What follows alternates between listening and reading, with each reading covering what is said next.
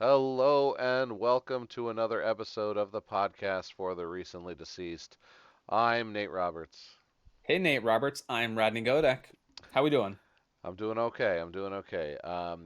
We are here with episode 21. We've got a couple horror comedies, and Mm-hmm. um, and I don't know. One of them was really tough for me. As How far did as how did you feel about Let the Wrong One In?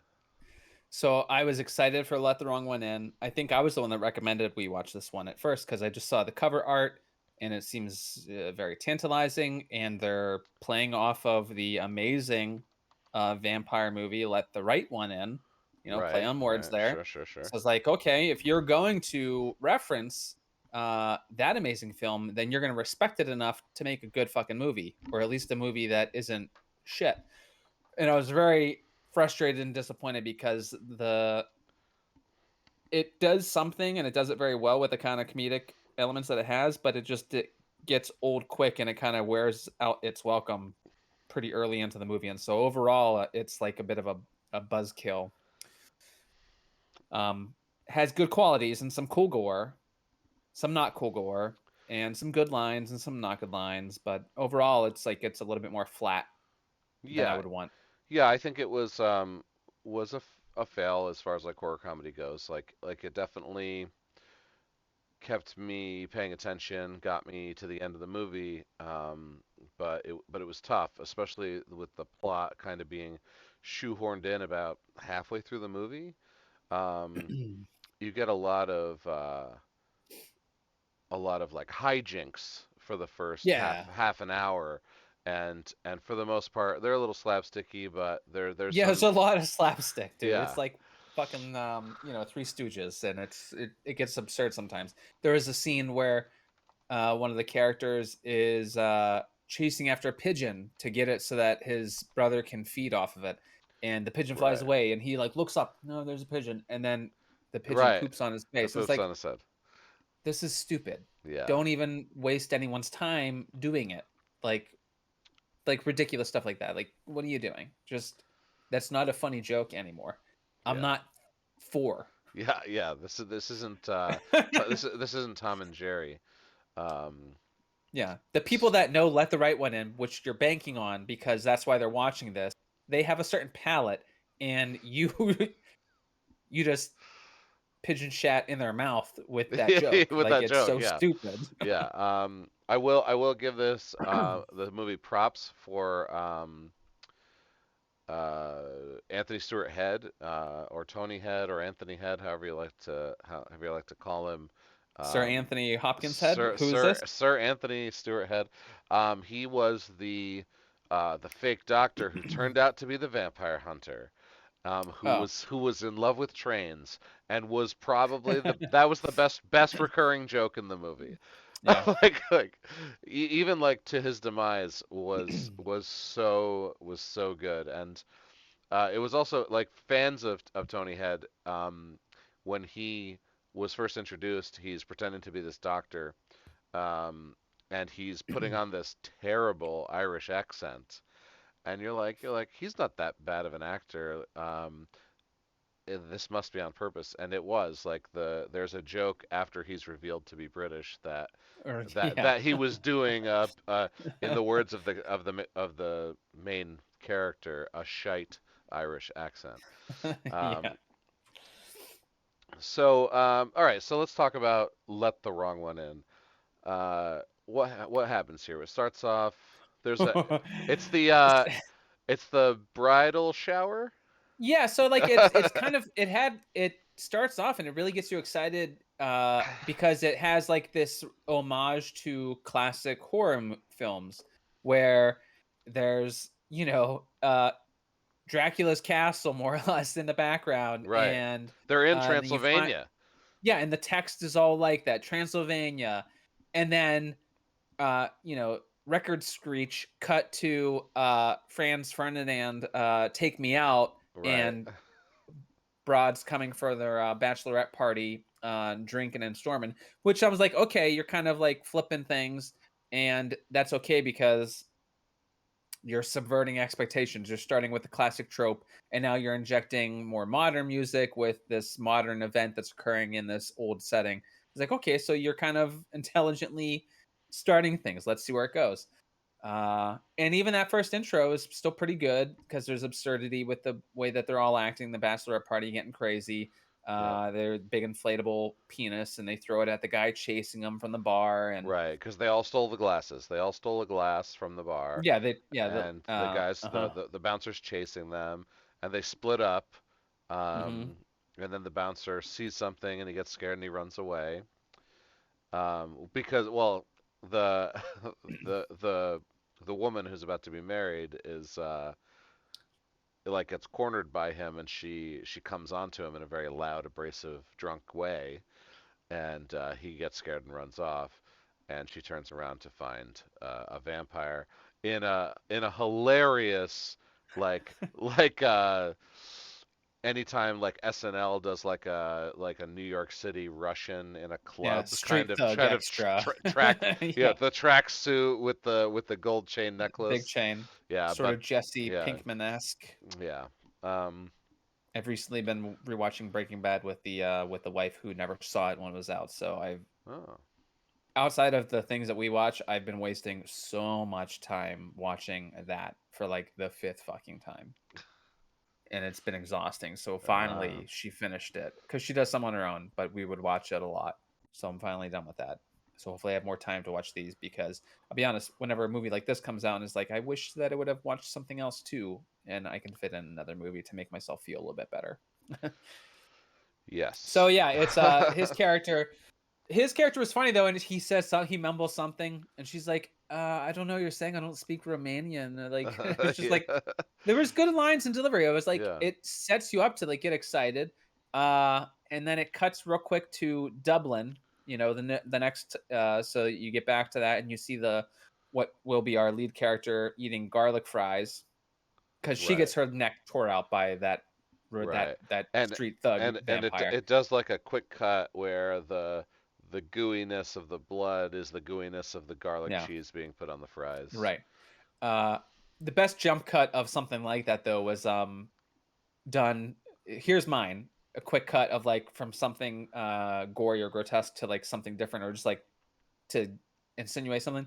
Or at least the one that always stuck out in my mind was: do you remember Me, Myself, and Irene? Yes. Do you remember the scene I'm talking about? I don't though. Uh so Jim Carrey is early on in The Neighbor. He turns into the crazy one. And The Neighbor, his dog always shits on his lawn. So he's like fed up. He gets back and he's flipped. He's Hank now or He's whatever. saying, yeah, And he Hank, goes to right. his neighbor's lawn. He takes his newspaper and he gets on his neighbor's lawn and he squats. You see him making a face. He's just like, and then it cuts to soft serve Soft coming out of serve. an ice cream machine. Yeah. And like, that was a great cut because you're like repulsed. You're like, oh shit. Oh, good. Oh, it's ice cream. No, it's just ice cream. Whew, Thank that's gross. Uh, I always remember that one. you. All right. So we're back. We're in Dublin, and right, he's eating the garlic fries, And he's just walking and home from a night out. yep. The lead, Yeah, he gets home. His mom is like, make breakfast, or we'll have some breakfast, and then she comes down later and she's like, "Where's the breakfast?" So yeah, you gotta make it. it insinuated that she was gonna make it, but then he's the one who has to make it for her. Um, and she's like checking lotto numbers too. So we get this very early on like depiction of like maybe a bad mom or like a absent mom. Yeah, Um, rough home life yeah, for yeah, whatever reason. tough Yeah, tough home life. Yep. The father's out of the picture, right? yeah. It doesn't exist. There's no point in questioning or answering. It just helps you establish uh, discomfort. Yeah, yeah. It does it all in like just a few seconds and does a pretty good job at it. Mm. Oh, hey, so we didn't start our. This is breaking tradition for a little while. We didn't read the Oh, tagline from oh. IMDb. Oh, Not that we right. have to. Okay. I'm sorry we did. Oh man, we rushed it. All That's right. okay. It's not rushed. It just changed. Do you want to read it real quick? It's All short. right. Yes. A young supermarket worker discovers his older brother is a vampire and has to choose whether to help him or slay him. written and directed by Connor McMahon.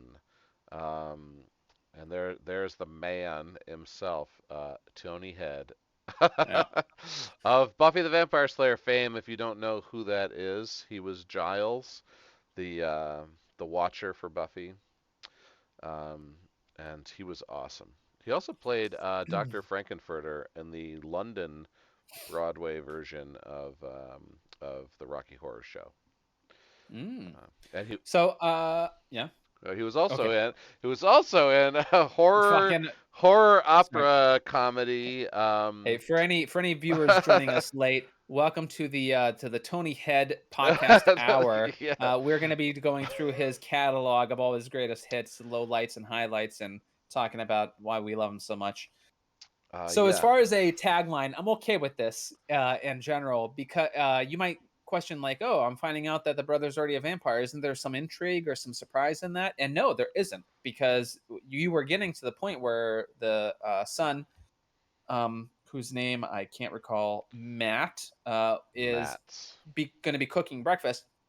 Very, very like immediately in the same scene, you start to see Deco, who is the brother, Right. on his way to the house or traveling through the town, and he's avoiding sunlight and he's like steaming in the sunlight. So, like, sunlight, you understand pretty quickly he's a vampire, and then Yeah. you come to find out it's the brother. So, the fact that they talk about the brother being a vampire and what does that mean for him in this tagline is fine. And more or less, like, they handle that immediately, and then it's just Yeah. ridiculous things that You happen. So, can you can it's even fine. see the puncture marks while he's walking back to the house while Hmm. he's walking to the house. Um, so you can So, also here's the think, thing about him, um, with this character. I thought he was, at first, I loved him. I thought that his mannerisms and his sort of like physical comedy that he was doing, and a lot of his delivery with the being like sort of the aloof, never do well brother really worked comedically. It was on. It's just it then became so repetitive and redundant throughout the course of the film that it just wasn't interesting anymore. It was the same joke or the same expression or the same stupid thing. And it just gets absurd by the end with how they cap things off, which I guess you can laugh at it for being that dumb. yeah, Uh, but I really liked him at first. He does kind of reel you in with the way that he is interacting with his brother. Like this first set piece where they find out the what's going on is good enough to keep you interested and earn you a bit more time to watch it, and to like be into it, right? yeah. I totally agree. I think the that this opening scene um, kind of sells the movie. Like Yeah. you're invested. You're like, oh, this is gonna be one of those good, funny, cheeky foreign horror comedies. That you expect when you watch like a British horror comedy, like Severance or Shaun of the Dead, that kind of thing. Um, Or All My Friends Hate Me. Not quite. But It is yeah. what I expected from All My Friends Hate Me. So I guess what I'm saying is like it the film is earning goodwill in this first part of the film. Yes, Yeah, absolutely. where you're gonna let it do what it wants to do. Yeah. So he tries to get in and then he can't get in. There's like an invisible barrier that stops him. So then then his brother and him are fighting about whether or not he's going to let him in, and because his mom will kill him if he sees him again, because Deco is like the black sheep for whatever reason, and eventually he's like, "Well, are you going to invite me in?" And he's like, "Go on in." And so he does go in and he does hide him from the mother, and there's like, it's very physical, slapsticky, where they're like hiding him behind a half wall in the kitchen that divides the kitchen from the dining area or the next room, and she's trying to leave but she comes back, and then she leaves and then she comes back, and but he's like in sunlight while he's hiding there, so he's trying to get out and Mhm. not scream, and it's some good physical comedy. um Yeah, their dialogue and everything, the way that they interact was excellent at first. And I mean, it was where I was paying attention to the quotes. Oh, so the only other thing that I'll mention that also earned goodwill for me when this film started. So we mentioned the movie opened with Franz Ferdinand, modern music in this old setting, and then it jumps right to Deco's walk back to the house, Violent Femmes, Blister in Oh, the Blister in Sun, the and it's like, Sun. and it's great, and it's like, oh my god, this movie's going to be spot on, just having cool music that is useful to the plot and the characters, but like you know the music and you like the music. These are the only 2, it's like they It's the paid only money for yeah, these 2 and that's it. yeah. Those are the only It's two done. songs in the movie. I like Yeah, made a list. I was like, "Okay, here's gonna be a list of some tracks I wanna keep track," and it's like, "Nope, we're done doing that. We just wanted to get you excited and we'll never pay that off again." right. But at any rate, um, he's awesome early on here. Like his delivery of certain things, like I can't remember what Matt said or whatever, but he's like, "What you insinuating?" Like and his delivery was shit, and some of the lines are really just funny and dry, sardonic, and Yeah, yeah, yeah. I was It's really into it. yeah. And they build it Yeah, they did a good job with the comedy in the first 30 minutes, I think. And um, I will say though that I turned subtitles on. These Irish accents are super thick. for Um, sure. it is they are hard to understand, and I don't know how much subtitles helps you if you don't know the lingo, because Irish slang versus English slang is a little different. And when I Hmm. say English, I mean British. They definitely have words or meanings for words that we don't have and that the British don't have, so that we aren't already familiar with them. And that happened a few times where I'm like, what the fuck does he mean by that? Yeah, it's sort of like Shakespearean in that way. You kind of just have to go along with it. Know you missed something, but try to Yeah. put it together with context. Yeah, context kind of gets you there, but it's like the word they chose is like, what? That doesn't make any sense. Hmm. All right. So the brother is hiding the brother. Matt, I think, right, is hiding Deco. Hmm. And Deco's changing more. He's starting to actually crave blood, and they're trying to figure it out. He actually does like attack Matt in one scene. Hey, that's when Matt uh, goes out. We already kind of brought this up. He goes out and tries to find him like a cat or a dog. Hmm. Oh wait, okay, so we skipped over the neighbor. Yeah, Right. You see him briefly when Matt's walking home at night, and you see him briefly when Deco is coming. He's like he's in the window lifting weights or just looking like a creepo. He's got a yeah, funny face and body. He's there for for the physical comedy. yeah. So I think that I can't remember the order of operations here, but yeah, the neighbor Yeah. is there, and Well, um, he threatens Matt. He's like, I know Deco's around. Deco owes me money. If I see him, I'm gonna smash right. his face in. Um, so then he needs the key for some reason Well, to get back because into the Anthony house. Head come arrives. Oh, that already happened by that time. Oh Well, my because god. that's why he gets locked out, right? Oh yeah, yeah, yeah, yeah. And so Oof. he's locked out because I know it's like, oh, so here's the thing. S- And this film, there's so much similarity in all of the events that are going to occur that they really muddle together. And Yeah, because the jokes are all so similar yeah, and nothing really sticks out as like a unique, iconic scene or set, it gets muddled, and so recalling how you got from A to B to C is super difficult. And I just watched this in a couple hours ago, yeah, and it was done in such a way that it wasn't gonna burn itself into my into memory. yeah. So yeah, that's what's so ridiculous about what we're trying to do with going through it because it's the whole middle is muddled through.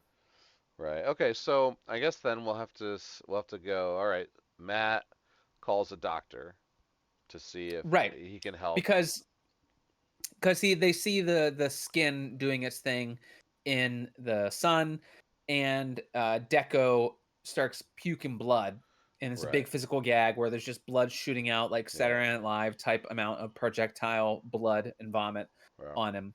And so they're like, "Yeah, you're not well. Let's call the doctor." And so then the doctor arrives, and it's Anthony Head's character Henry, who says that he can treat him and he wants to be alone with him. Right. And so he goes through all those motions to get him, and he's secretly a vampire hunter. There was something that was alluded to already where you kind of know like he's Right. on the hunt. Right. Because before the doctor gets there, there's a cab, and the cab gets on the mic and says, "Hey, I think I found one of those vampires." Blah blah blah. And then Right. it's just a quick thing. You don't think anything of it. It's You a see it's a a real ridiculous thing too, yeah where he's dragging a body and it's burning in the sun, and then it goes around the front of the car, and now the body is turned into a skeleton. yeah He's dragging a skeleton, he throws it into a dumpster. So yeah it's like this is just a asinine portrayal of the things, and so like that's what's so frustrating and but maybe funny, but maybe not about the movie is that it does things that are just so dumb that you wonder why it was included. You didn't have to do something so cheap or um yeah. so silly You could to have just not done it, or just like yeah. the vampire's on fire. It's outside. Why are you dragging it at all? Just get in your car and You drive can't away. force a joke in Yeah. every single line of dialogue in every single frame of the picture. Like it just doesn't. It's too much, and I think that's what we're suffering from. Is that it's just like so. It's trying so hard nonstop throughout the whole film that it weakens every other moment that might have been good. You need moments of like just regular dialogue without funny shit to make when you do have a good joke or a good interaction, it lands harder. Right. And because it just has like just shit jokes the whole time through, none of them are remarkable. So it all just is Yeah. nothing. I will say that I am a fan of Anthony Head, obviously, but he has some really great jokes in this movie. Hmm. Because not only is he a vampire hunter, but is he loves trains, whatever they call that. Somebody who's obsessed with trains. He is one of Oh those yeah, I don't remember people. the name. Yeah, he said it in the movie. I can't remember it though. Yeah, and he's And very dry with a lot of it too because he plays it straight, yeah, with the appreciation, and that's what's so great about it is whenever yeah, you have a character like that that's just a normal straight guy yeah. that has this bizarre interest or passion, it makes it that much more enjoyable and funny to laugh at slash with him. Right, right. Because in the beginning of the movie, we see the at the nightclub before Deco stumbles home. We see the woman who got bit in Transylvania in the bride's dress. Hmm. We see her take Deco into a stall, or do we? That might be a flashback. Who knows? It Because he happens early tells him on though. because Yeah, he that's how you more or definitely less yeah he understand tells how he he tells gets. Matt the story. So Yeah. we know that this is the main vampire character, and at some point it is gonna cut away to her and a bunch of other vampires building a nightclub, and Hmm. randomly throughout the movie you're gonna see flyers for it. Um, Right. yeah, and that's the A plot, which actually doesn't even get introduced until like halfway through the movie, which I thought was really frustrating, and also like probably could have just done without a plot at all. If you do it like a bottle episode and just you could have stayed in the house for the whole movie if they wanted to. More like a Home Alone, like have the vampires come attack the house and that be it, and just call it 80 minutes and call it done.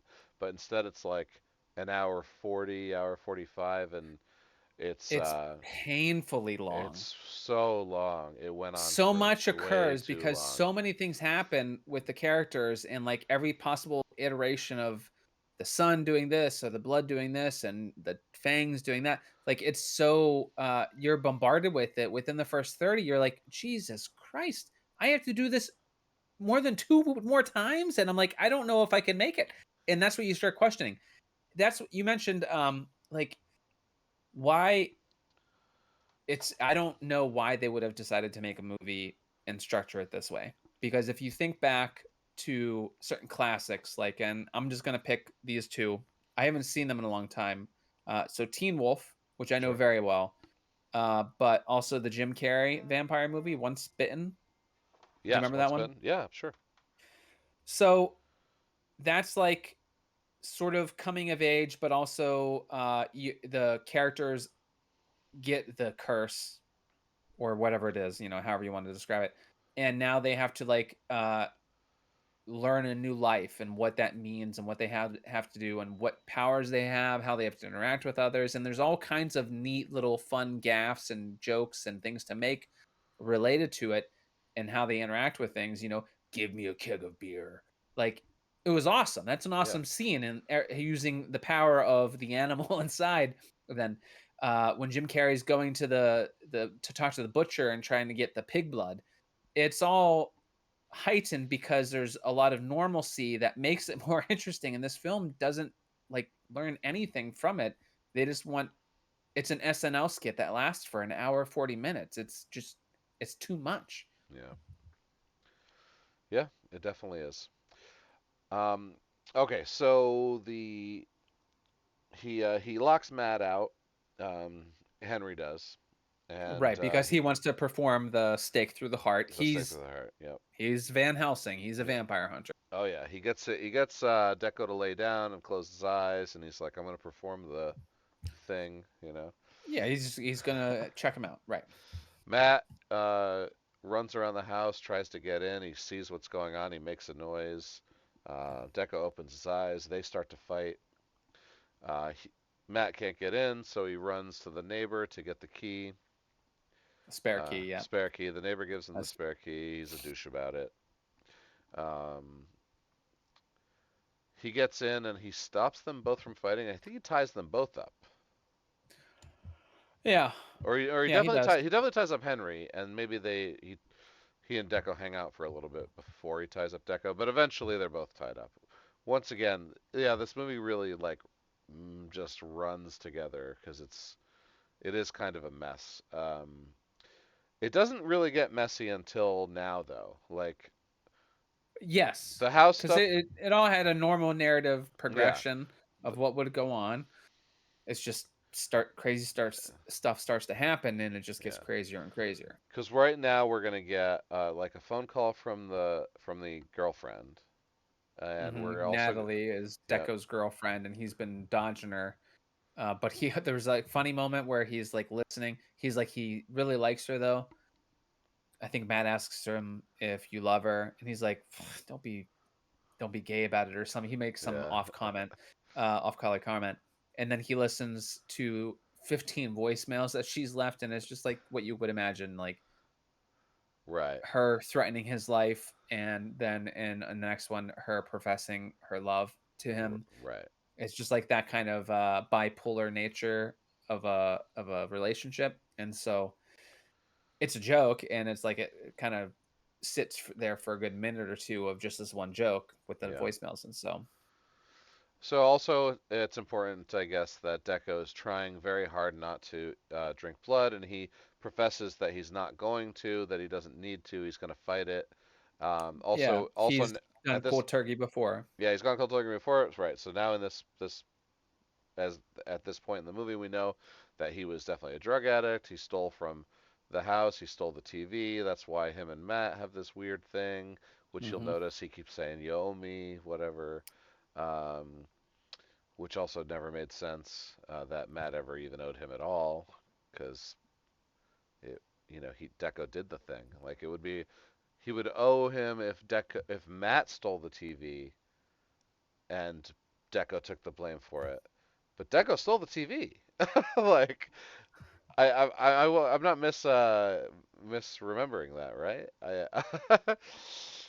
I remember the scene, and I'm trying to think if I missed something because it doesn't make sense. And Yeah, so it doesn't make it makes me sense. question it, like am I stupid? Did I not pay attention the right way? No, you're Cuz it not. seems like he ratted his brother out, and that's what he's upset, and I guess he said you owe me because she was flipping her shit, and so He he was owes him. forced to take the fall, and so that's why He you should he owe owes me him. because He owes him because you ratted him out. That doesn't make sense. Like yeah, it's off. I'm. So Yeah. So brother stuff. yeah, well, Um. and again, is Matt it feels he didn't want to wake up one day and see his brother dead with a needle in his arm. And so Right. and like they play that for like sort of like this dramatic interaction with him, but again, you can't really do excuse me, can't really do that after you've done all this.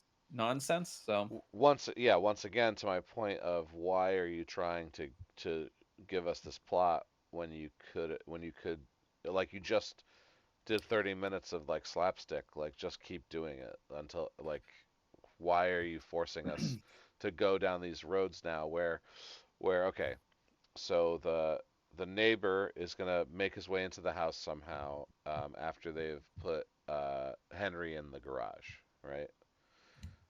Um, yeah, and, because he gets the rabbit. right, Matt right. Deco wants to feed, so he goes to look for an animal. So he So he eventually steals the settles on rabbit, stealing the neighbor's rabbit. which he So he brings saw him the when he borrowed rabbit. the key, right? Deco tries to do it, but he doesn't like it. Yeah, He tries to bite it, but the rabbit bites his brother, and he's like, "I'm not eating this rabbit. It's too furry." yeah, yeah, and and Matt gets cut, and Deco senses the blood, and he's like, "Oh, I win." Then that's when he goes paranoid for the blood. right. And the neighbor comes over, and he barges in, or he has the key because Matt accidentally dropped it on the way out from stealing the rabbit. Which So is now he how has the key it's also how he knows that it was him who that stole the he's rabbit. yeah, they Yeah, stole the rabbit. So he barges in, and he immediately just says, "Where's me fucking rabbit?" You right. know, And the rabbit wasn't killed; it was just bitten, right? right? So it's like limp hopping around. Um, but As anyway, rabbits do. I think Matt is out with Henry in the shed, and he's gonna Right, because they ran away because Deco was super crazed for the blood, for the blood, and now the neighbor comes in, and now the neighbor's gonna. right? So he's going after the neighbor now. So Matt will come back in because he's gonna check on Deco, and he'll see Deco like bring the neighbor upstairs, and he'll chase him up there, and then Deco just devours him, like just goes nuts. Blood everywhere, like, and also, you know, we can touch on the no CG of this movie. Like, I was a big fan of the super blood, like everywhere. Um, Mm. and like always seem to get Matt in the face. Like Matt, like it becomes a recurring thing. Face and chest just covered, multiple times throughout the movie. Um, Yeah, they use CG a couple times, yeah, but they use it for the kind of as bat. practical. Yeah, yeah, Well, yeah, but I feel like there was one part where when Henry eventually gets his throat slit, yeah, uh, and some of that blood at the train thing, I think yeah. is a little bit of CG when That it's was a spurting out. that's still a great scene. I think that's the best scene in the movie. Yeah, I mean, I don't know. I think it's like for me, it's really just the intro with the two of Yeah, them because I think that the comedic dialogue between the two is really strong yeah. and it sells you. It's just it's hard to pay attention to any of the stuff after it. Yeah, so we do get a bunch of ridiculous things now. So, we have a training montage where Matt's like, "I want to learn how to fight vampires," This and part's good. You're right. yeah, yeah. So like, and they're like just doing this weird like stake stuff where they like throw it up in the air, catch it and thrust, and Yeah. they And do like, they're training around a fucking weed in the middle of the yeah, yard. It's just this loose stem of a weed that's grown with big leaves coming off of it. And they're like he's swatting at it. And it's just absurd. It is funny.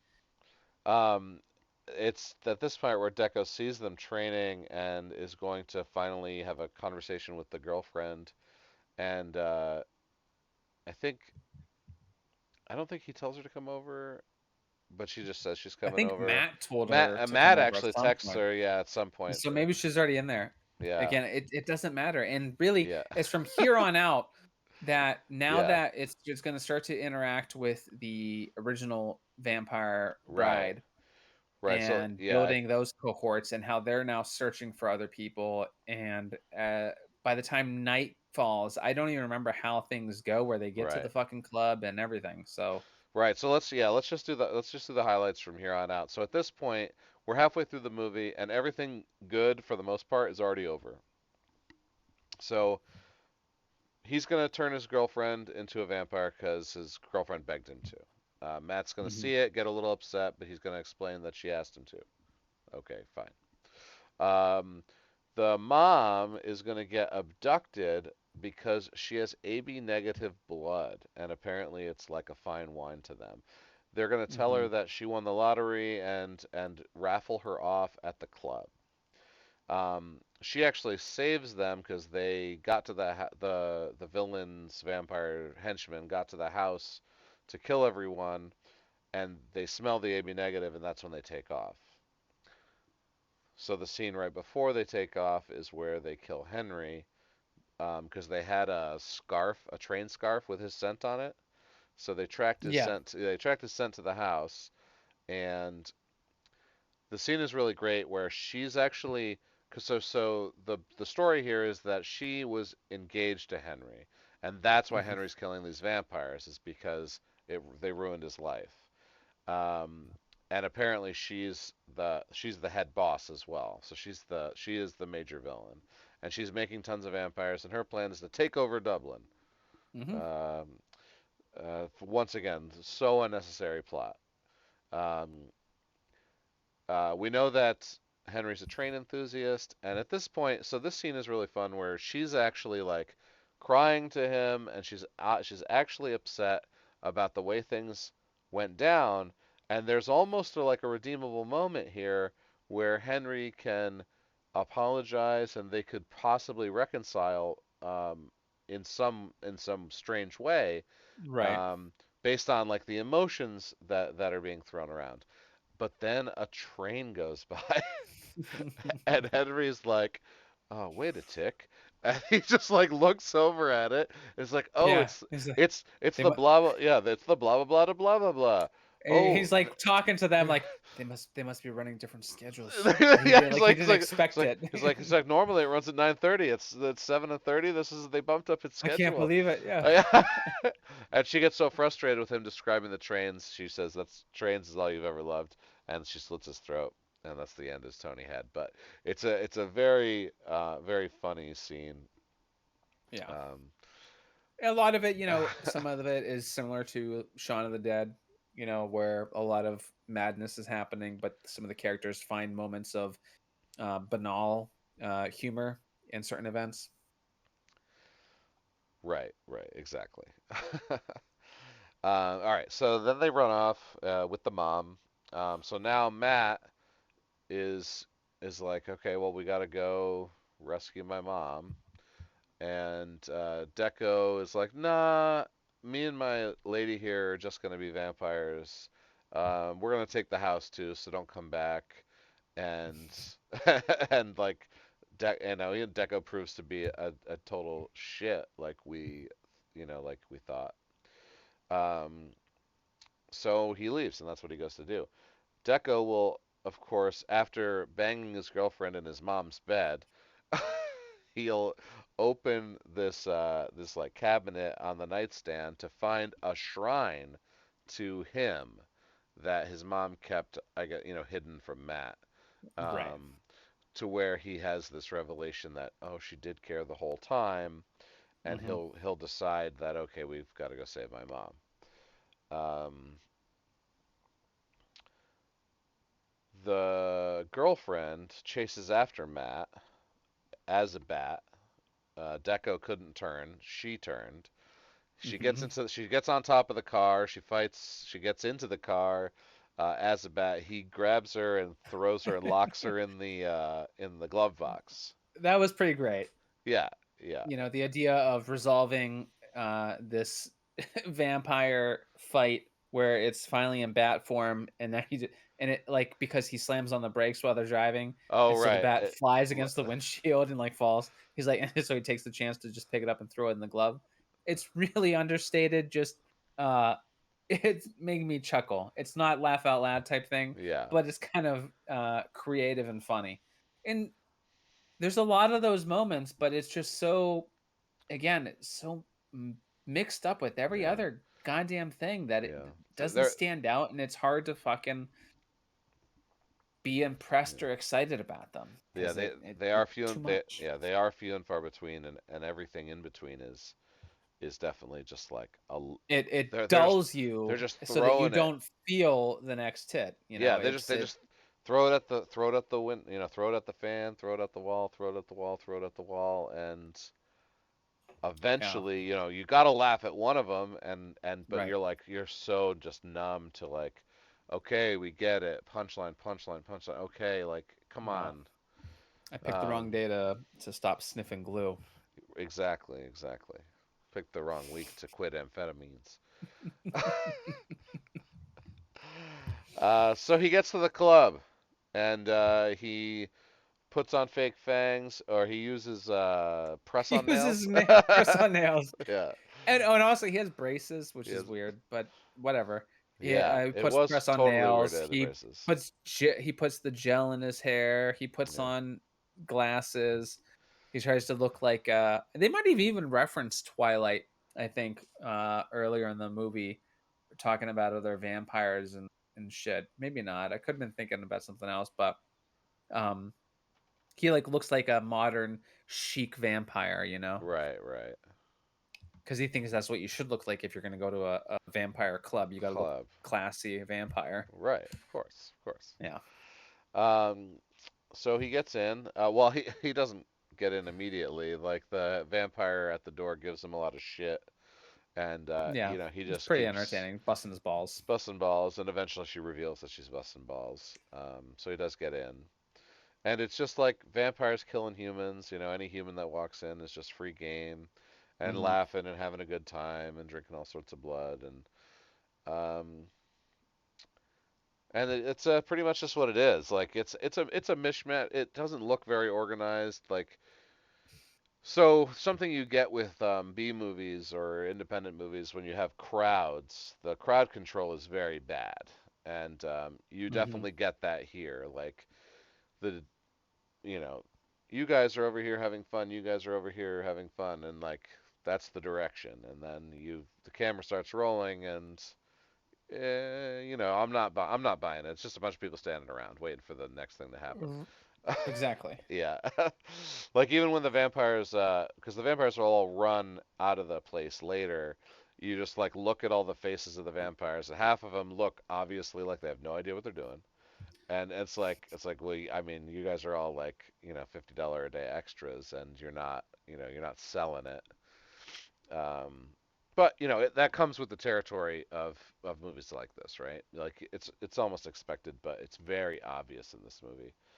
Um, so we know that there's a raffle, and his ticket has the same number, but his ticket isn't the right color, so he dips it Yeah, in some blood to make it red to make 37. it red 37. So he wins his mom, and he's trying to get her out of there. But then the person who actually has the ticket comes out of the bathroom, or somewhere. I don't know. Like, do vampires Yeah, use the restroom? I don't know. Uh, yeah. He missed the call, yeah, and now he's like, I have that number. I have that ticket. He doesn't have that ticket, and he's like, Mom, we got to get out of here. And I don't even remember how the other shoe drops here, but they start hoofing it, right? Like yeah. the They just mother, run. They just run, yeah, and they run into Deco somehow, and Deco's been covering the floor in some kind of alcohol, and he's trying to light his his lighter, but he can't. But luckily, his mom is smoking because that's the first thing she did once they hid around a corner and the vampires kept hmm, going, was light a cigarette. So she lights the place on fire, and then they keep running. They get to a point where she gets away, and the two of them have to fight, right? yeah, Yeah, and Deco ends up turning into a bat finally, and carries Matt away, and then it comes back to the vampires as they're like, "Oh, you got away," and it shows like, it was almost like a time bomb, right? Or like a, oh no, it was a propane tank on with a lighter next to it. yeah. Yeah, and it blows up the vampires. Mhm. Yeah, you hate to Yeah, see and it. like, yeah, he turns into a bat, save his head. So he's got a human head all large Right, on a right, because bat body. he couldn't quite do it all. Right. And he's carrying Matt, and it's just awful CG. And it's kind of funny how silly and stupid it is, but it's like also embarrassingly. dumb, Yeah. where I'm not laughing anymore. Like it's just like I just feel bad now for the guy that's on a goddamn rig in a studio with a green screen around him and he's like pretending to be carried, but like it seems just embarrassing at this point. Yeah. It's Uh, so I think this kind of goes home. Deco comes home. That's kind of like the happily ever after moment. yeah, Um, and yeah, and it just wraps just up. cuts the credits, right? Yep, yep. And then Yeah. the first after credits scene, because you go. The first thing I thought when it hit credits was the girlfriend's still in the glove box.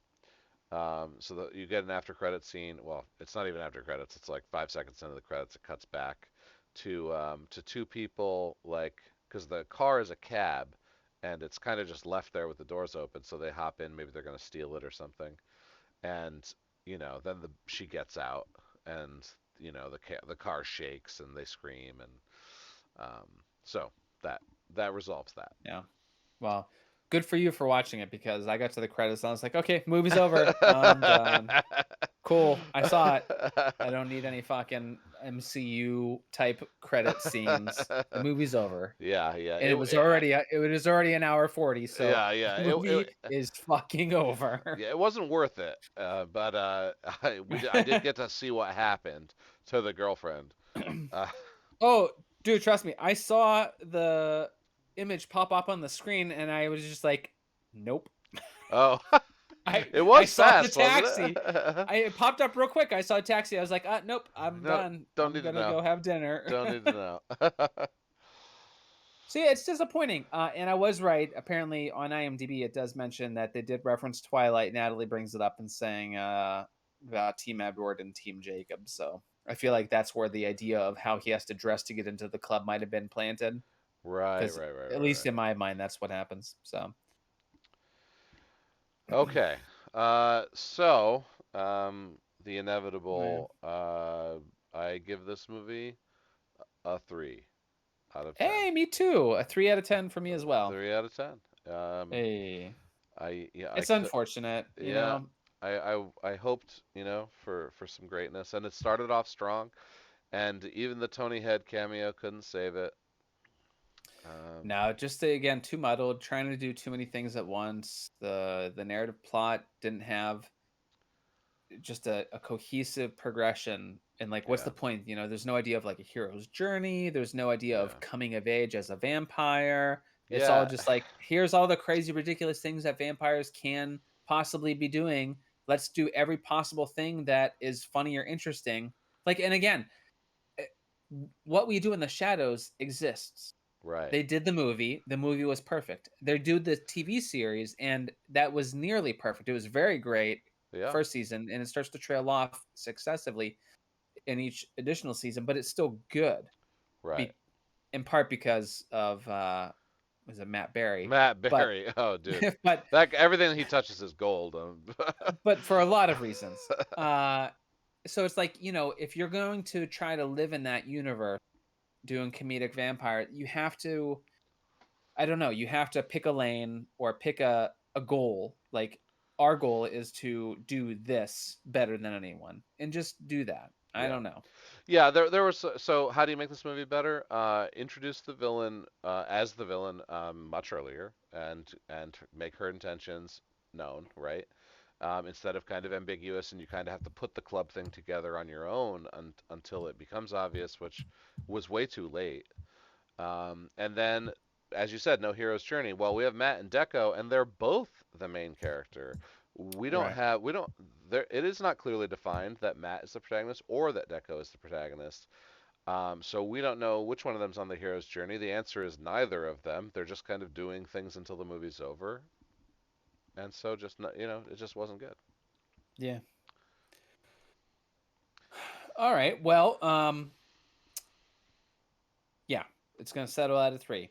Now, fortunately, we can still salvage our conversation tonight because we have the seed, which we will sink our teeth into now.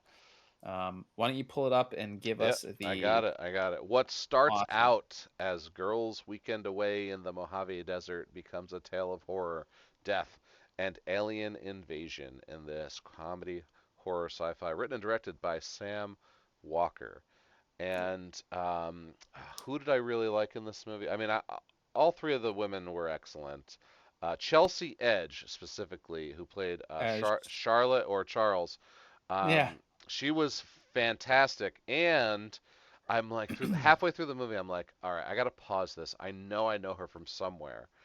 I oh, there, don't tell me because I feel like I've recognized her, but I don't know. I want to find out. You can just say it, you please. definitely don't know. Okay.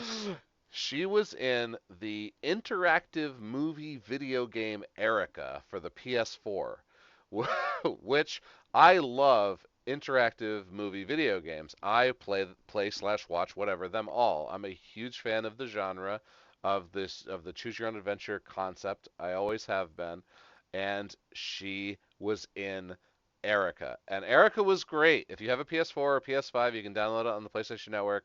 It is totally worth your time to play through these movies. I have a ton of them. There's like 5 or 6 of them on the PlayStation Network right now, and they are all fantastic.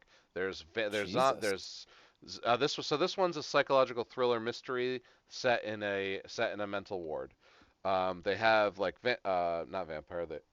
They have zombie holocaust. They have like a sci-fi one that's about like cryo freezing and stuff. And that one actually stars the girl from Letterkenny, the sister.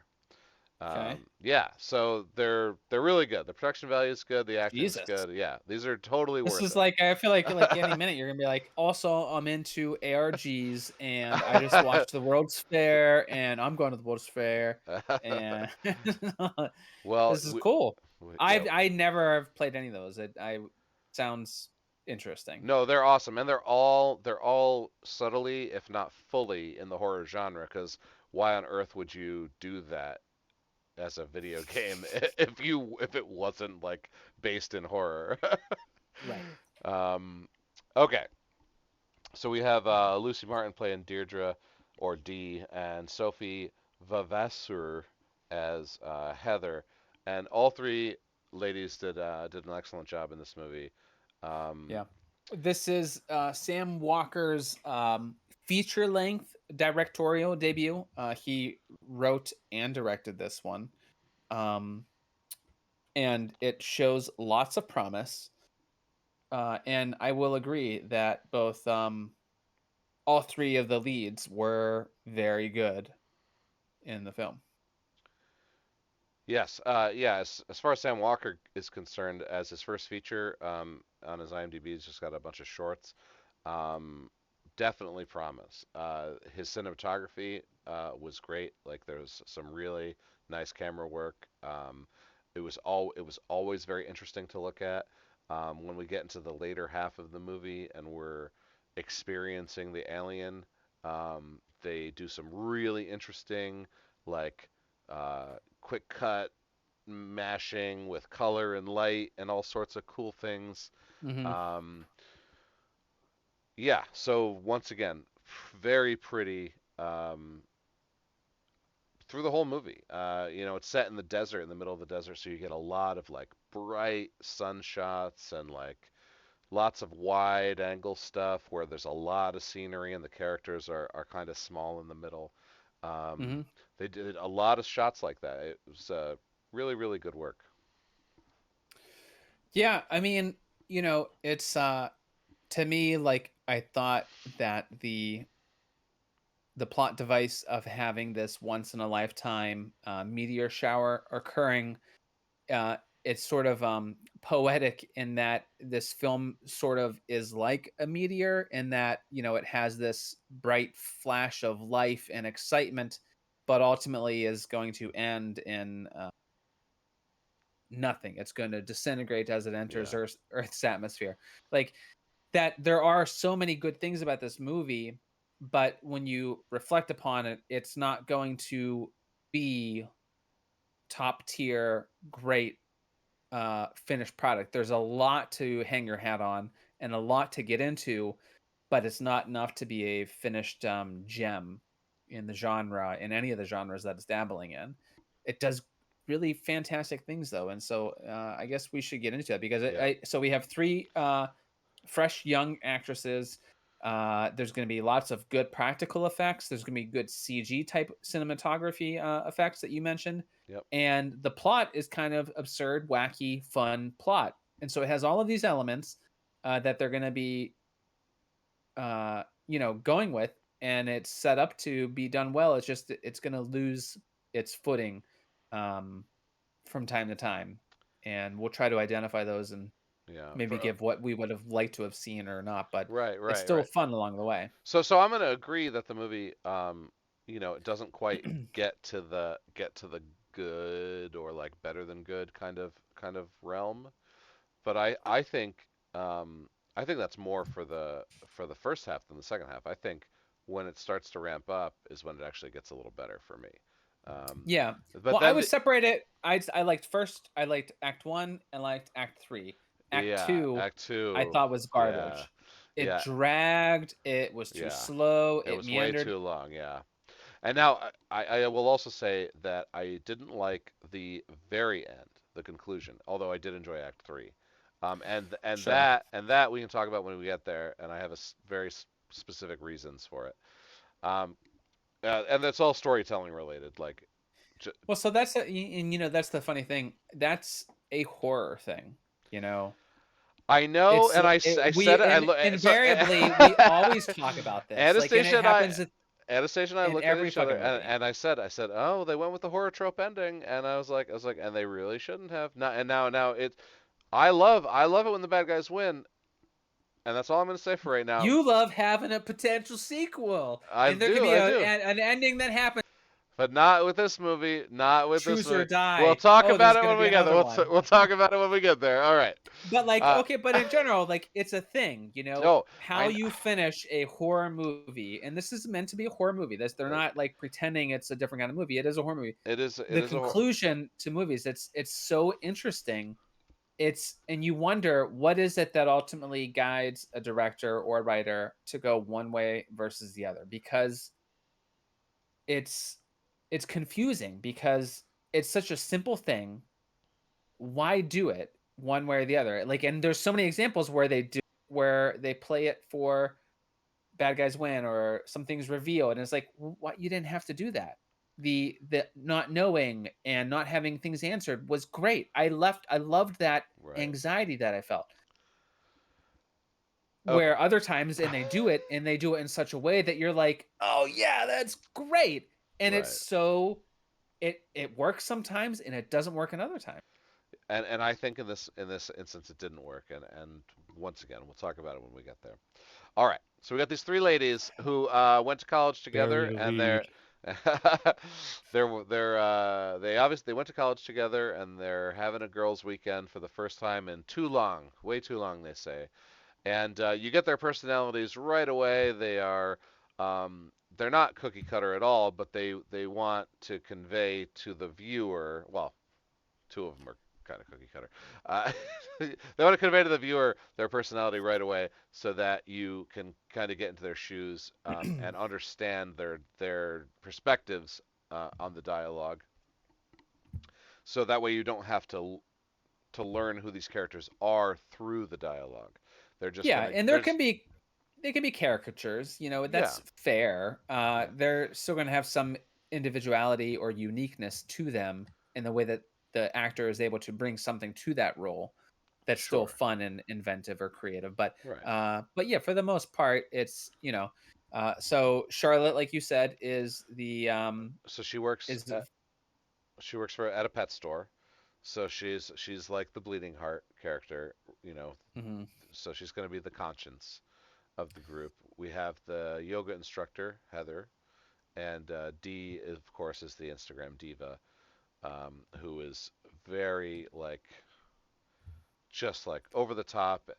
And as we said briefly before we started this thing, unfortunately for this movie, I'm not going to blame the movie for this character, but that character has been in so many horror movies lately that I'm kind of getting sick of the Instagram diva trope. Not the seed's fault, as it 2021. It's not, it's not the newest movie we've watched. Um, but Hmm. I've seen so much of that character that I was instantly turned off by Dee's personality. I mean, you're supposed to not really like them. They're supposed to be the bitchy character anyway, but she, maybe it was the actress, maybe it was the writing, maybe it was the directing. She does something a little different. After that first introduction where you're like, "Oh, this is who this is." And they just hang out. I think you do kind of humanize her a little bit more, and she's a little deeper than what they introduce initially. Uh, and maybe we can attribute that to Lucy Martin's performance. Um, as we said, they all did a great job. So, Well, you mentioned that the most recent like Insta social media type persona that like really stuck out in my mind was when I was thinking back was I Know What You Did Last Summer, the reboot that had Margot, played by oh, Margot, Brienne yeah, Tew. Like, it was obnoxious, but she was great in the role. She's gonna be in a new zombie feature from oh, Blumhouse, ooh, coming out June 3rd. So we'll be looking forward to that because obviously, nice, yeah, if the sadness didn't prove that zombies are still a alive and well genre, then you know. yeah. But yeah, Well, the social thing has been so overdone. It yeah, is, but I, it's kind of like, it's just I don't know. It's a thing. You have to acknowledge it. It's the elephant in the room sometimes, and it's a real thing. Like, uh, the goddamn CBS News bullshit that's on my TV. There's reports coming out like that there are kids that grow up that say I think I can't remember the number, but statistically they polled youths or people of a certain age, and the majority of them said that they would like to be an influencer when they grow up. Like, it was right, a ton, like 30-40% said that they would like to be an influencer when they, are an adult. It's bizarre, man. yeah. It's a thing. Right. Well, what I thought was interesting about this is when they lose the internet, how she says that she has sponsors. If she doesn't post, she doesn't get paid. The the Instagram characters or the social media characters of the past have never really talked about that. I mean, they didn't go very deep into it, of course, but they at least made the reference to how she actually makes her money by doing this thing. Right, how, Right. like, like it or not, I have a responsibility to produce this content, and Right. I don't like it sometimes either, and Right. sort of like the It's humanness of it. yes, It's a exactly. job. Yeah, it's a job, and that was nice to see. Once again, Mhm. them doing the character a little bit better than I've seen it done, Sure. even though I was pretty tired of seeing it. Yeah. So then we have Heather, right, who is the yoga instructor. It's her father's house Yeah, somehow, estate. I and mean, it's out in the middle of nowhere on the desert. They have yep, several acres of land, that yep, they're on, and so yeah, it's very posh, nice yeah. place, that she definitely doesn't want things to happen to. Bad things Her to happen to, anxiety yeah. about that kind of is like a running gag to some extent, and it is funny. Yep. So it's I guess the meteor shower is not the first night, so they drink and they have a good time. And I feel like it was it the isn't. first night? I No, I think it think is the first night. Yeah, maybe it is the yeah, it first is. night. Okay, It's all just one right, of those, but it doesn't matter. I mean, the the thing that's important to note is like, you know, the film is structured in such a way a proper structure where you get into the characters, and yeah, you see Deidre's social media shit happen and it's obnoxious, but the way that they are acting and the roles that they each are going to play are defined. You just were able to identify those characters and you know them, and that's right, just from the first interaction. So this movie, it's very well written, yeah, and so that you understand and know how to approach things. They've got great chemistry. You believe them to be fast friends, yep, and I think that continues throughout the whole film. And it's that like short, biting back and forth that they're going to continue to have throughout the majority of the beginning. That it's kind of witty, it's funny, and it buys you yep, into liking them as a group of Right. of girls that you're gonna want to follow their Right. story. Right. Because they're kind of dicks to each other, like bitches to each other. But it's Yeah, also, but it's like funny, and it's like because they know each other so well, is like how it's played. So it definitely works. yeah, and it's also like the idea that there's this once in a lifetime meteor shower that I watch. It's sort of like a good little nod to the ridiculous core movies of the 50s where there was a planetary alignment and it caused this thing to Yeah. happen. Right. Right. And All right. also So like killer clowns, the blob, all these things that just happen oh to land, yeah. the color out of space. It's all like it it knows what it's talking about, and Co- I appreciate that. Color Out of Space was so good. Oh my god, I loved it. Okay. So they're watching the meteor shower, and at this moment, their phones die, and they like glitch out, and Dee is freaking out, and Heather and um, Charles are just watching, and they're in complete awe of it, and it does some weird directional changes, and they say, "Is it supposed to look like that, or is it supposed to do that?" Uh And then that's when Dee finally clicks in and watches, and she just, and we get to see once again a little humanness from this character, where she, like, it's so beautiful, and then the first thing out of her mouth is it supposed to look like that? hmm So now we get them poolside. It's over. They all have like wine or whatever, and they're just some more dialogue, and this rock lands in the pool, and they fish it out, and it smells like shit, and there's there's a lot of great dialogue that happens during this yeah. interaction. I mean, I could list a lot because each one I was like, I gotta write this down because it's fucking great. All right. But the one for me, there's a few things, but maybe my favorite was when Deidre, they're talking about fishing it out, and I think Heather or someone doesn't really want to, or they're afraid to, and she's like, "Don't be a pussy. You know what happens to pussies? They get They get fucked." fucked. And I was Yeah. like, that's it's overt, but and it's irreverent, but it was hilarious. Uh, and then so they're trying to fish it out of the pool, and Heather is really freaking out. She's like, "Get the towels, get the towels, get the The towels!" Like, because she vows, doesn't yeah. want to. I don't want it to No, stain yeah, the deck. yeah. Like, don't say Yeah. it. My She's dad is freaking my out. dad'll kill me, and then Mhm. Dee's bitching because her phone doesn't work and she needs pictures. This is media content gold. So she's freaking out because her phone's not working. Heather's freaking out because it might do something, and then of course, Charles is just the well, let's just see what it is. She's Yeah, go curious, along with it and and whatever.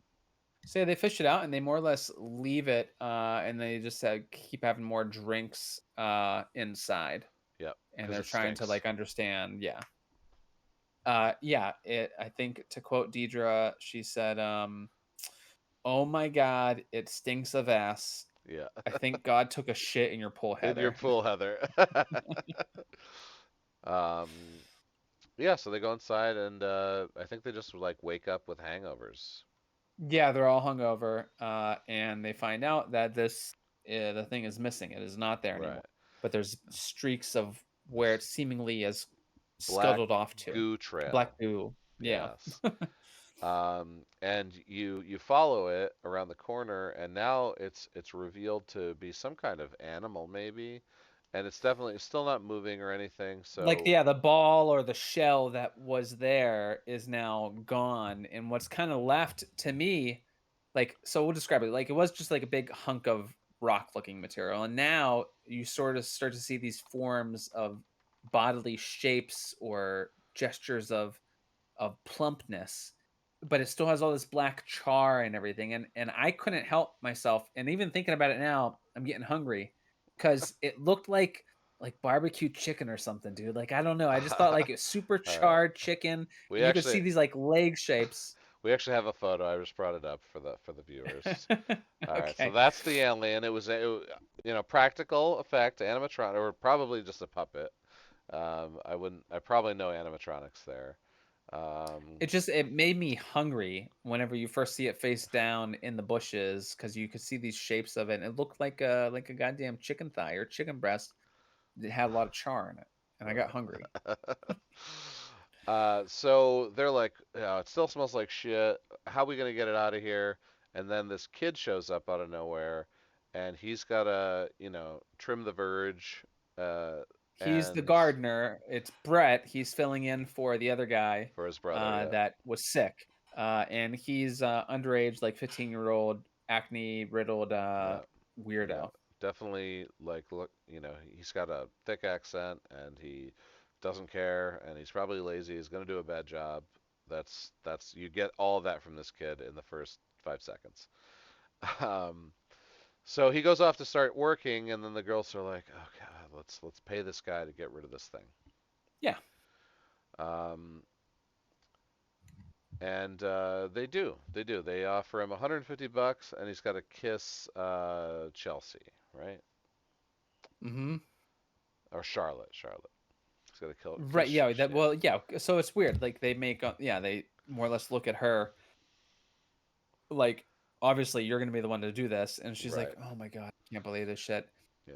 This is like a little bit of an awkward scene because what you're led to believe, what they're telling you is these are grown ass 20 somethings, Right. and now they're going to offer to kiss this 15-year-old 15-year-old. underage kid. Yeah. This is pretty uncomfortable type territory. Yeah. Uh, I'm not going to take it too seriously. It's just a dumb fucking movie, Yeah. and this is just a ridiculous scene. But had this been a role reversal, gender reversal type thing, obviously inappropriate, and so it's like maybe Right, they're right. Well, what's funny about the scene too is that you say that, right? If you switch the gender, it becomes inappropriate, but when it's a 20-year-old girl kissing a 15-year-old boy, it's okay.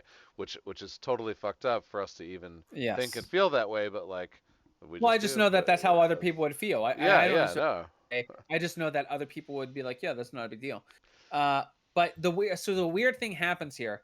They kiss, but like they linger on the kiss, and And like there's this psychic yeah, connection with the creature, where you see noise or you hear noise, where like Charlotte is sort of like into the kiss, yeah, and it's not really, you don't really understand why or what. right. It's a very cool kind of foreshadowing of what type of creature this may be. or what its Sure. or what its power is, if it has any kind of power over us as humans. Um, it was a very neat scene. I actually Yeah. really enjoyed the psychic link up here. So that happens. Gardner They Brett. make fun of her for Yeah. it. Yeah. Brett, he goes to go get it, and as he's gonna go prod it to stir it to get it to move it, it wakes up all of a sudden Right, and screams and screeches. and He freaks the fuck out and he bails. just bails. He starts running. Yeah, So now the girls are like, well, let's drag it to get it out of the shade, because now it's like a life form that is making noise. So they get it onto a tarp, more or less, and it's and so heavy. they it's impossibly heavy. It's almost as if its mass is like super super compounded, Yeah, and for its small shape, they get it into the shade. Uh, and now there's like a reprieve here where they're like, okay, well, we took care of that, and we're just gonna leave it. right. So they kind of go back to like partying. Yeah, like, and I could have sworn like they start taking drugs. Like I They think that there do. was coke. Yeah, there's Yeah, coke involved. there's coke involved, and Uh, they take mushrooms too. yeah, okay, and Yeah, they're gonna do the photo shoot for Define, right. which is there was this really cool scene. There was like a party scene. I like the music here. It was Yeah, club music type thing. And they're all dressing up. Define is Deidre's makeup line. uh, makeup line, yeah, Yeah. because she's D and And she's she fine, and defines. it's divine. Like, um, so yeah, it's just a bunch of that party scene or whatever, and then it cut to bedtime. They're all just asleep, and uh, but Charlotte can't sleep though. right, and the creature starts screeching. It wakes up Charlotte, Right. and so And she runs out to get him, Charlotte and Heather are sharing like sharing one of the larger beds. Yeah. yeah. Um, so she goes out to check on it, and And she's able to carry it now. yeah, she just picks it up like it's nothing and brings it Yeah, into like a the little baby, house. puts it in a little blanket, brings it in. She's like, "Oh, well, you're just hungry." She gets in the fridge, and there's like a milk type Oh, shake thing. right, a protein shake. So Yeah. she feeds it to the creature, uh, and then she's like content. She's like, "Oh yeah, you were just hungry." So she sets them, and she goes back to bed, and that's fine. Yep. And then it's the morning.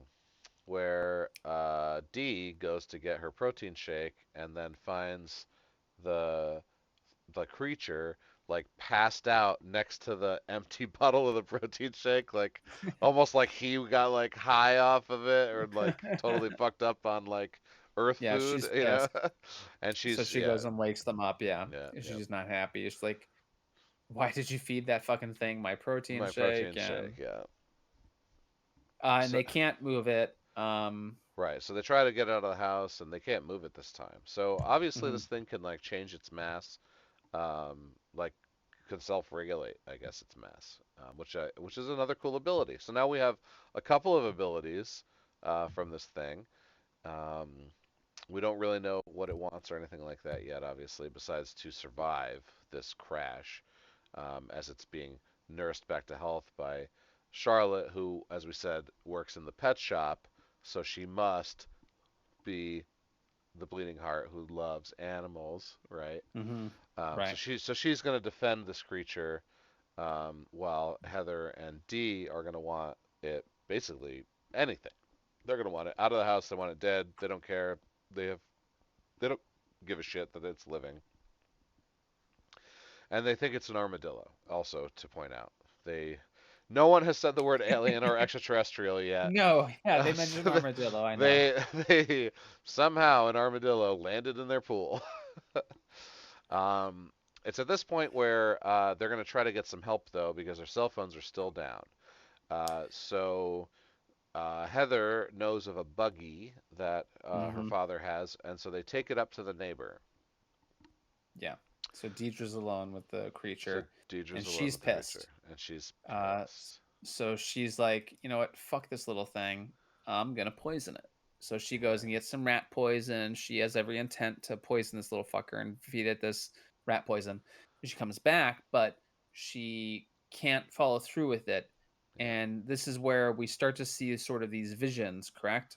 Yeah. Like where it flashes the strobe of Yeah. like weird visuals of like hallways and light and color, And she sort of drops like the this glass, hypnotic trancey type thing. Yeah, she drops the glass. and then I think it just goes back to them. We don't really get to see the event yet. Yeah. Yeah. So it goes back to them, and they go in. Like the woman isn't there. She doesn't answer the door. They just go right into her house and kind of snoop around. They leave a note. Hey, it's your neighbor. We need help.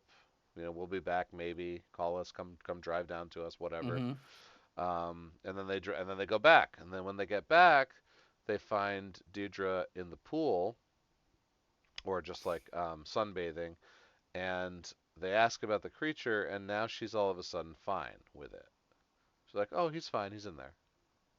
Yeah, she's the cover art that you see with the red sunglasses and the red lipstick and all that. I think that's more or less her in this outfit now. She's wearing this one piece, just lounging on a pool, floaty.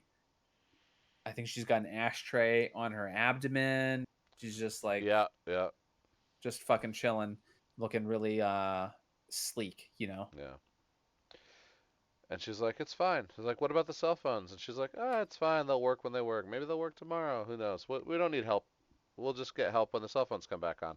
And so Charlotte is like, "What the fuck?" And Heather kind of just glosses over D acting that way, but Charlotte's like, "This is not D. Yeah, this is not how D Right. would act. What is happening?" So she gets And so, suspicious, but not suspicious enough to do any investigating. right. Not And yet. it's like right after this that they get to like they're having food together and D is now they're having like Yeah, spaghetti and yeah, she's yeah. just going to Spaghetti. She's just town. go into town. Go. Well, right, because Heather freaks out on Charlotte about bringing the thing inside, and she's like, I'm sorry, I'll pay you back." She's like, "With what?" And Charlotte's just like, "Well, I can clean or cook lunch." And Heather's like, "Yeah, that's fine. Just cook us some fucking lunch," Hmm. because Heather obviously has like this rich background, and Charlotte, we can think, probably doesn't. Right. Right. So D comes in, they're eating together, and she just goes to town on the spaghetti. I mean, like, and she goes, "You gonna eat that?" And she takes the other plate and just keeps going. It's like it's so good. As soon as she's done eating, who wants to work out? Anybody want to work out? And they're like, no. And she's like, what? More sun for me. She goes outside, starts working out, just just like a maniac. And then time transitions to night, and she's still out there working out. And then we come Hmm. back inside to Chelsea and Heather have another conversation. Um, so it's weird. Yeah. Chelsea and oh god, No, I was just saying, like, yeah, she does all the working out, and then it's nighttime scene again. This time, Heather wakes up yeah, and she hears like a pulsing noise, like it's like an electronic pulsing. Uh, you know what you would normally hear with like alien things. If you can recall, shit, what was the Charlie Sheen movie? the Uh, arrival. The Arrival. It's like that pulsating of like the where they're doing this shit. Would you like to see the ruins, my friend? I Yeah, love that movie. I would yeah, quote that movie all the time with my dad because it was it was good. fun. It's good. It was a fun movie. Uh, yeah, a lot about that movie was great. It's Yeah, very 90s in the effects and all that, but it's fun. yeah, Anyway, she wakes up to this pulsing noise, and it's at this moment where the feeling of the movie dragging is starting to really settle in because it's just the pacing of the first part where they're at the pool and they're talking, getting to know each other, and then the thing arrives. It's all great and well done. It's just right now they're just dealing with it, even with events with the eating, and then going to the sage woman's house that is yeah, a weirdo. It just starts to drag, and it's like not a lot of things are happening. It's just kind of yeah, like it's unfolding, and this is again where it's starting to drag, and it really shouldn't because this is going to be pretty fucking crazy. This is yeah. where we This is where see, it starts Act Three, right? It starts right here. you know, Right. So Heather walks out into the living room, and the alien is sitting way, way back, and from its crotch is this huge spread of just like red and like dark grays and blacks, and it's all definitely flesh of some yeah, kind, flesh tissue, and it's organelle and it type, yeah, it's huge. visceral. It takes up a third of the living room, Well, it's and like a fucking sofa size yeah, sectional type piece. and in this kind of webby cocoon style, but it's like solid flesh, writhing in pleasure is D. And Yeah, yeah, and she's in there, and she's obviously nude, and Heather is like about to freak, and yeah. but But then then, yeah, you hear the noise, and she gets like a flash and takes her clothes off, and just it absorbs into it. yeah, Uh, yeah, there's all these mind trippy type visuals. You're seeing flashes of machines and of the sex, yeah, uh, being nude. There's like colors and flames and skulls. There's blood yeah. and there's screaming. It's just like All the imagery all here kinds of weird stuff. all the imagery here is fantastic. They don't make it gross, right? Like it's definitely gross and off-putting as a as just like a form, but Hmm. the actual act of like what you see, they don't go over the top with it. It's not slimy. Right. They're not So like being penetrated. They're not screaming or anything like that. here's where I think that they should have leaned into that.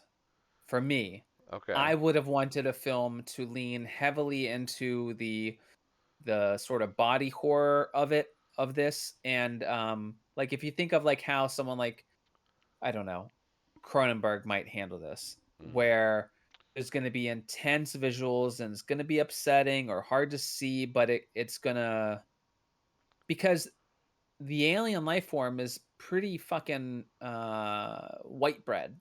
Like, in idea, it's more, but in execution, it's kind of nothing really going on. It's the same dumb little puppet. It looks like a baby teenage mutant ninja turtle, you know? sure. Yeah. And it's just kind of like, "Wah, wah," like, Yeah. and it doesn't do much. If you really heighten a lot of the visuals surrounding this act and everything else related to it, I think that it would reference the trippy, gross out sci-fi stuff that that is occurring. For Yeah. me, that's what I would have wanted to see and that it didn't do. Like it's Okay. there, but it's not heightened. It's like Sure.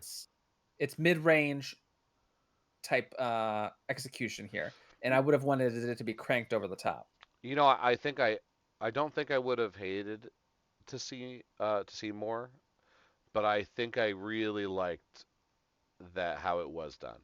I liked the subtlety of it, um, and I liked that it wasn't going for like a gross out kind of um, scene. Um, Hmm. but not to say I wouldn't have liked it that way either. Like if I was that, I probably would have loved it too. But I really did enjoy that they didn't do that. Um, so we come to the next morning where Charlotte comes out to find the two of them, I believe, in the pool already, Yeah, like they're sunbathing, right? poolside giggling, and they don't have a care in the world. Yeah. And now they both don't care about getting help. They both don't No. care that the cell phones are gone. Where's the guy? Where's the little dude? And they're like, "Oh, we put him in my room." Okay. All right. So now Charlotte's like, "What the fuck is going on?" Yeah, Um, she desperately wants to leave, so she decides that they're not willing to help. She's gonna get the buggy and yeah. see if she can try So to get some help so she from the goes neighbor back. again. Yeah, she goes back to the neighbors, and she walks around the porch this time. Or does she go inside first? I think she goes inside first. She goes Yeah, inside. She goes inside and she finds all these charts and there's all this equipment. There's like stargazing gear and she flips through the notebook and she comes to a page and it's literally a drawing of our yeah, alien with like notes all around it and it's like a diagram and she freaks out and she goes outside and she runs around the side of the house and there's the old woman with up against the house with a shotgun and her brains blown out against the building, which I thought we were going to see that shotgun again, and we didn't. mm, So I thought that was a little weird. Like, okay, wouldn't why would you take this gun at this point? But right. But I she mean, works in the pet store. She's not right. the type to carry a gun. Okay, uh, so she she goes back and she goes straight into the room to look at the alien, and the So this alien. is a weird scene while she's all doing that. Before we get to seeing it, like it might even be while this is happening, but like there's a scene of Deidre's in Oh the pool right, this screaming, doing weird face contortions, yeah, and Heather is eating raw eating raw eggs. eggs, just scarfing them.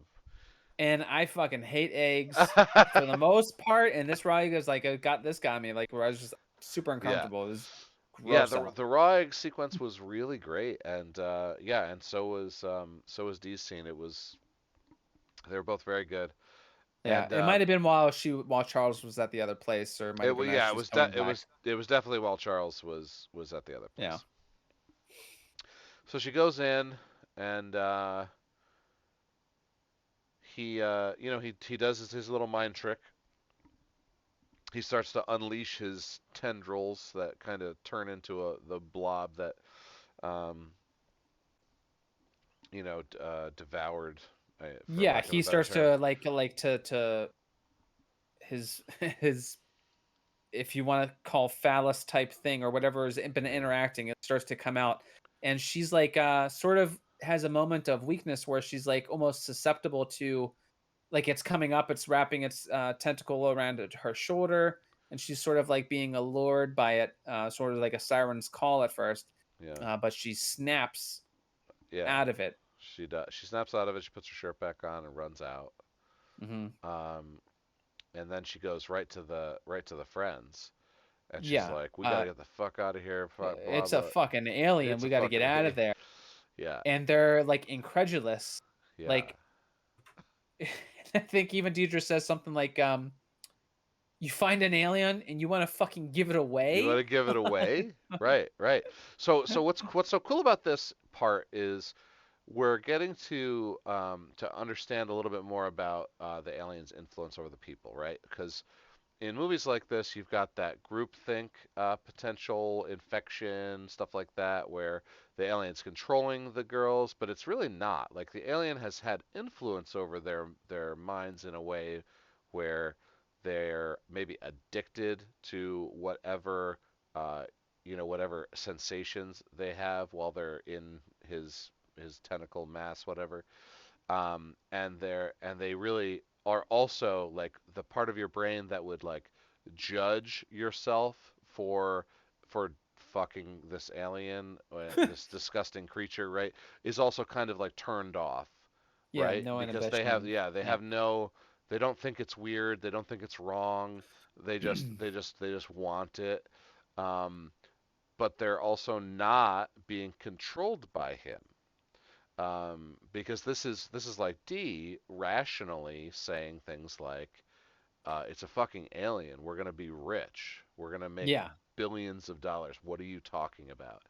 Um, and so maybe there's a part of them that thinks that this is normal and fine, and they're gonna fuck this alien, because it makes them feel good, and they're gonna sell it to 60 Minutes, and they're gonna make a million dollars, and that's the plan. Um, but it's at this point in this freak out where they're all yelling at each other that all of a sudden Dee's stomach starts to engorge. Hmm. And Yeah, and Heather points it out to at D, and her body is now, she's like as if she's showing where she's like 5 to 6 months pregnant. right. She's got a large pregnant belly, Yeah. and you cut over to Heather. And now She's like right behind her. Her yeah. belly is now Yeah. swollen, and they're both freaking out and are incredulous. And then immediately it starts with the black goo coming out of the eyes. Right. Yeah, the black goose. Charlotte grabs the club thing Yeah, that's this thing has this weapon has like a name. It looks a lot like I the I think it must be Native American in origin. I've definitely seen it before. It looks a Um, lot like one of the weapons that the guy from Last of the Mohicans I think had. I yeah, could be I think you're right. like it's like a more or less like a It's like machete type style shape, but it looks like it's leather, and then there's just a weight at the very tip of the right. blade that is what is gonna do the Do the work. finishing blow. So she runs in there and she cracks the face of the alien and splats it. Like, Um, and that's it. Like, she yeah, goes in and she just fucking wails, and it's alien's dispatched. dead. It's done. That's it. But she does get some visions first, or maybe she got the visions when it tried to fuck her earlier.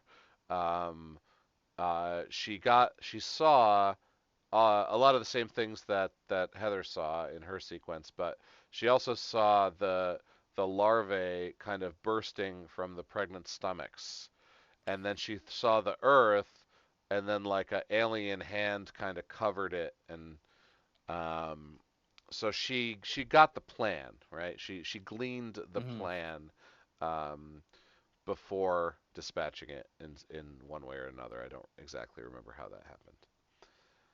But she comes back out to find her friends, and I think they're running at this point. Yeah. Um, give me a quick second. Yeah, she goes to kill it. Oh, hmm. So they both come to protect him. Deidre and Heather come to Oh, protect him, and they actually knock Charlotte out. right, right, And then when she wakes up, she gets the full vision of his plan for world domination. right, And that's when she gets the back thing, and then she kills it. right. So then, after that happens, I think she gets right in the buggy, and she's like, because Heather and Deidre, Are she gets are the yeah, buggy, and they're she just run hits the road. and they're running towards civilization, holding Yeah, their stomachs, bleeding black goo from their eyes and mouth, and they're just disgusting all over the place, and it looks really great. And she knows that the only thing she can do is kill her friends. Um, so she gets in the buggy. She's got the tool, right? And she just drives. And she comes to Heather first. yeah. And yeah, she runs her over with the buggy. Just Just right away. Yeah, she's just like crying. I'm sorry. Bashes her head in with the stick. mm-hmm. Gets back in the buggy, starts driving. She's gaining on D eventually. Uh, Yeah, I think that she might just start running after D, but, like, because she doesn't have the buggy to drive anymore at this right, point, or, like, they're starting to do what she tries to chase her right. by foot. Oh, it won't Um, restart. Right, right. Well, it won't start again after Heather. Right. uh, and so now Deidre is, fighting, Charlotte, Right, like, they're Deidre and going back and yeah, forth. yep, yep. They're actually fighting, and so this is They interesting. This is a nice little callback.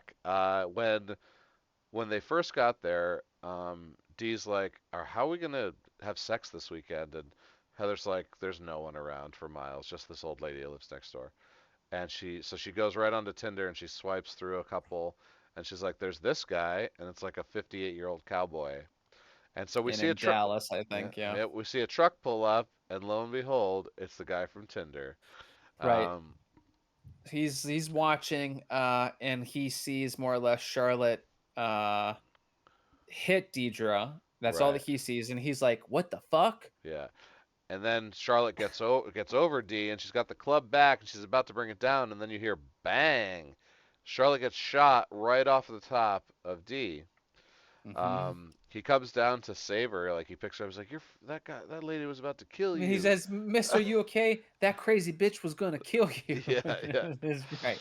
Uh, he carries her back to the truck, and then we get back to Charlotte, who's just Yeah. it's just a shoulder wound, and she gets up, and now we see her look at the truck, and we see Dallas's dead body at the door, and she comes around the outside, and there's D. D's sitting there, fucking just gross, like Yeah, she's just transforming. Her yes, her arm is yeah, now, like, sort of but turned into a tentacle type yeah. form.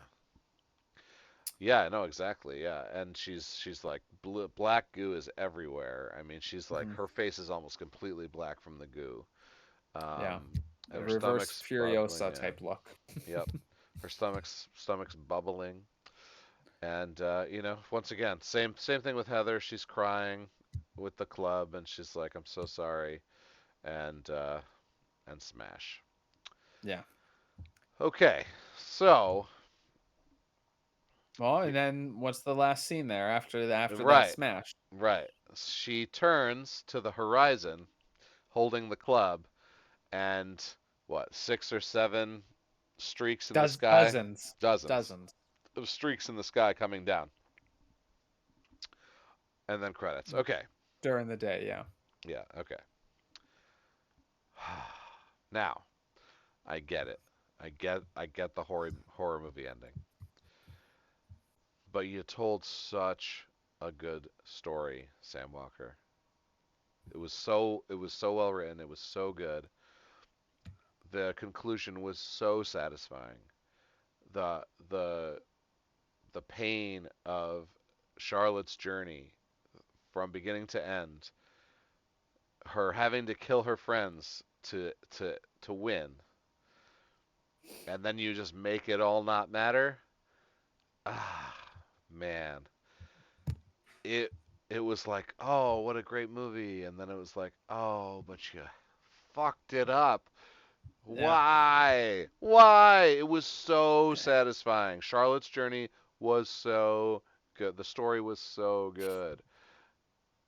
And then you had to go and do that and make all of it not worth it, like, or not worth it, worthless in the grand scheme of the future of the earth. She suffered so much to stop this alien from colonizing the planet, and the planet is going to get colonized and anyway. Yeah, I mean, it's a poor decision to conclude it in that way. I'm not sure what guides people to pull things back in that way. Like, if it's a studio directed thing where they're like, "Oh, this is too dark and too unfulfilling. You can't do that," or they say you have to change it, or it gets screened and audiences don't like it. Because look, that feeling that you and I would both have, I don't necessarily believe that is something that the general public ascribes to. I think that they would want to see. I think there's plenty of dumb fucks out there that'd be like, "Oh, that was really cool," and then, like, "There's just more coming, man. That's Yeah. all gonna be fucked up." And it's Yeah, like, yeah. yeah, because you're a dimwit motherfucker. Yeah, and you don't have any artistic appreciation or understanding. So I feel like it could be a lot of those things, that made them I do agree. this ultimate. I do agree. I think that that ending does actually appeal to the masses, unfortunately, Yeah, because they go whoa, right? It's kind of like a shock at the end. yeah, It's the hand coming up from the grave at the last second. right. So, it's and I think I agree that the film would have been a much more finished piece had they left it just the trauma of her having to do such horrific acts to escape and to be free and to survive this scenario, the transition of defeating all these things and overcoming as a final girl, all kinds of neat little tropes and nods to things, homages of that journey, working in sci-fi and in horror would have been very fulfilling for me. So, I don't think that the movie was perfect up to this point and that this just completely ruined it. I think that there were really good elements in the movie. Um, and to me, like, it really did drag for a little bit there before it finally picked up and did wackiness. Cause, like, like I said, the first part, the setup was great. It was very entertaining. And then little muddy mess in the middle when the creature was there. And again, it's because I wasn't sold on the way that the creature interacted, or some of the right. visuals were fine, but it wasn't heightened to like this awareness that I wanted. And so then by the time it got to the conclusion where she's chasing them down in a buggy, running them over and beating them to death without a care for the humanity of like her best friends, like that's absurd. I enjoyed that part because it was so wacky. It was just uneven in that way. Yeah. So the fact that the final conclusion of the last shot did what it did, it's not like it ruined an A+ movie and made it a C. I thought it was still Right. like B to C range movie, and this just like solidified that it's not going to get to above average. Right. Right. Yeah, I agree. I mean, I don't know. I don't know exactly where, what it is. It lost like 1 point. You know what I mean? It didn't lose 3 points, right? Right, of course. Uh, so, uh, what you think? So for me, I landed this one right at a 5 out of 10.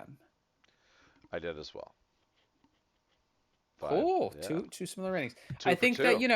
uh, I I would rewatch it because I know what things to enjoy out of Yeah. it too.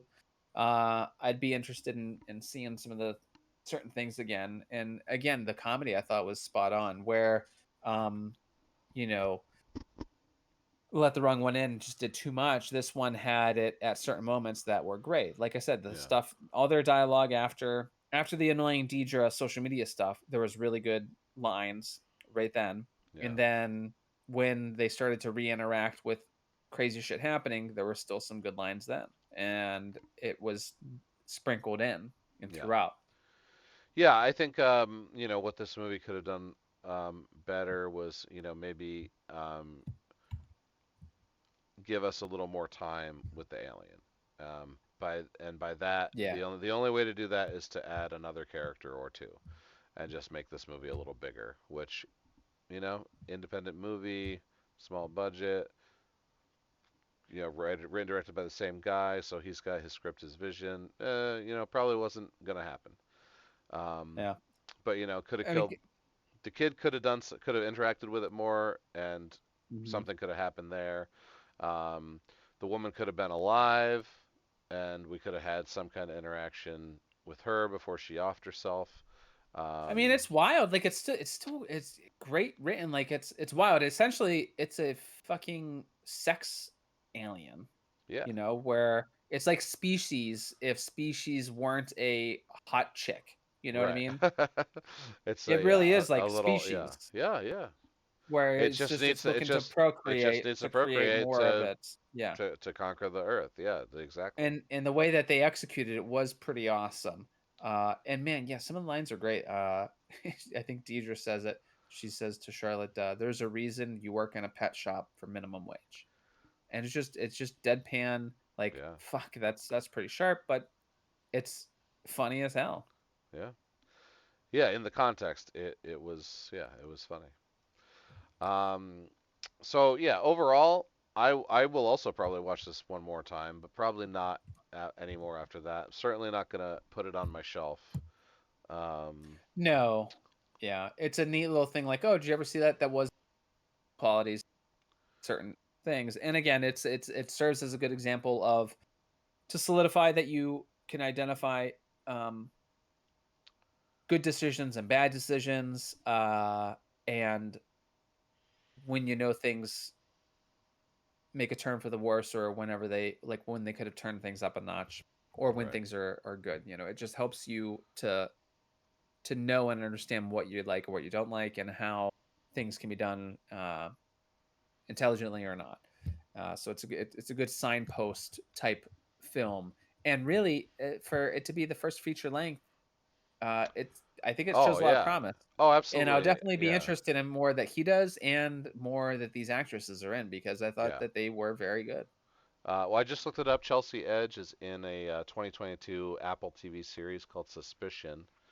She played Charlotte. Um, so I don't know if that's any good. Obviously, Apple TV shows, I have no idea. I'll never watch any of them, I'm sure. Um, but I Oh, would and love to. Lucy Martin was in Vikings apparently. Oh, Uh, okay. yeah, for 18 episodes, and so I don't know. I never watched Vikings.